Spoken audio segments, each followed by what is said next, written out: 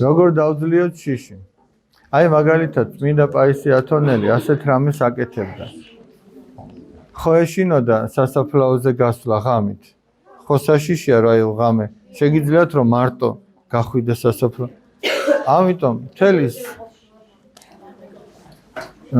3 ღამის განმავლობაში ის დგებოდა და საგანგებოდ მიდიოდა ღამით სასაფლაოზე და დადიოდა. რატო აკეთებდა იცი? რომ შიში დაემარცხებინა, რომ შიში გაედევნა.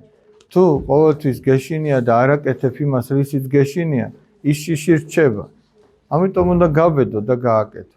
აი მაგალითისთვის ვიტყვი.